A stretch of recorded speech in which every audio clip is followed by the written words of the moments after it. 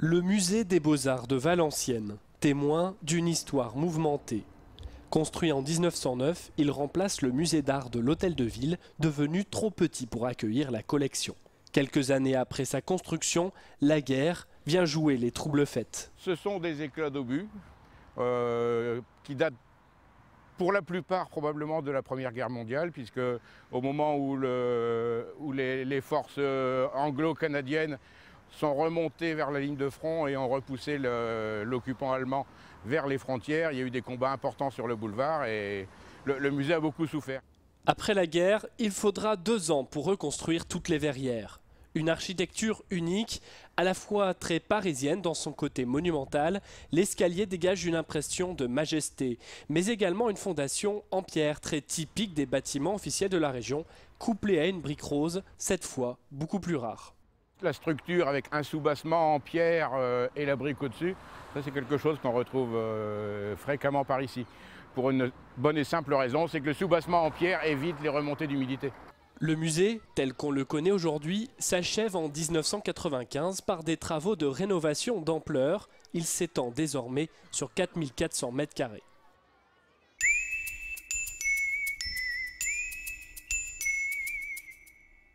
Au XVIIIe siècle, Valenciennes est une place importante de la culture grâce à son académie.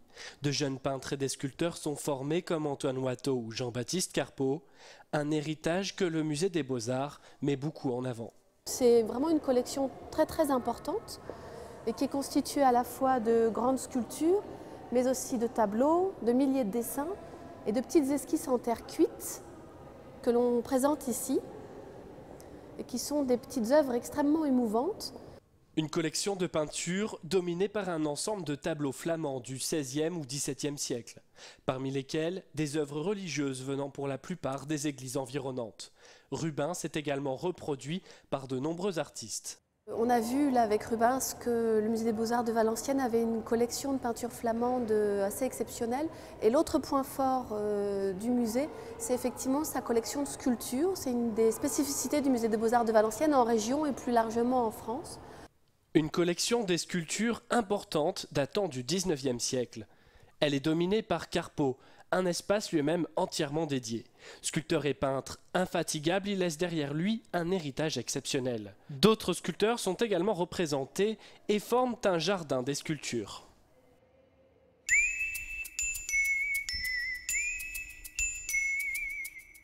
Dans le cabinet d'art graphique du musée des Beaux-Arts de Valenciennes, Cyril s'active à faire l'inventaire de la collection du musée.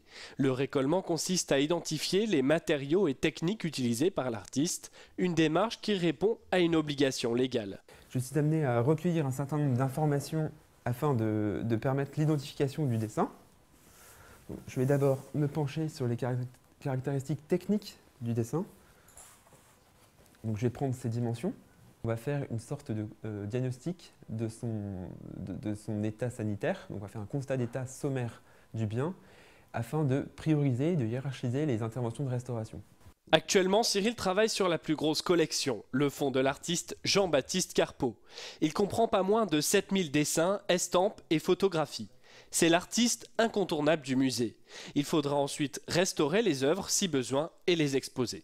Au fur et à mesure de leur étude, on va pouvoir proposer des expositions inédites.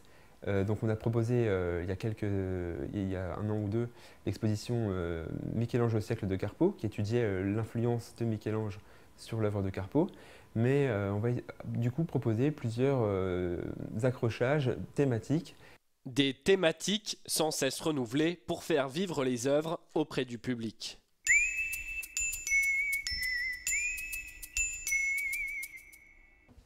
Attention. Alors, les petits pieds. Les orteils, ils bougent, les copains. Regardez. Les orteils, ils glissent dedans. De simples couleurs primaires posées sur un carton, des enfants à qui on laisse carte blanche. Bienvenue au musée des Beaux-Arts de Valenciennes. Au sein du prestigieux musée, les tout-petits ont aussi leur place.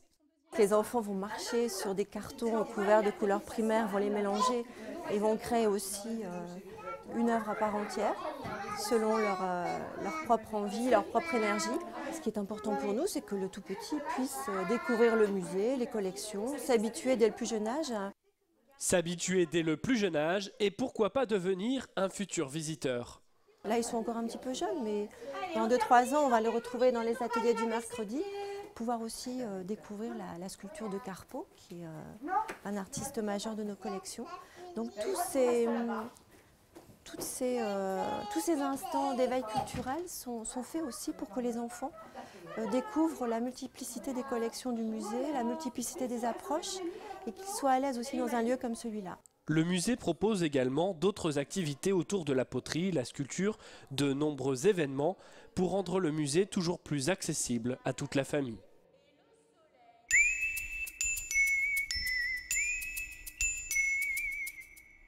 L'association des Amis du musée est un rouage indispensable pour acquérir de nouvelles œuvres. Depuis 20 ans, c'est René Delcourt, ancien notaire à la retraite, qui la dirige. Il a été nommé pour remettre de l'unité dans l'association. Valenciennois de souche, il a appris à aimer le musée en épousant la fonction. J'ai un faible très particulier pour Carpeaux. J'aperçois là-bas, il y a d'ailleurs, le hasard veut que vous avez le portrait de M. Beauvois et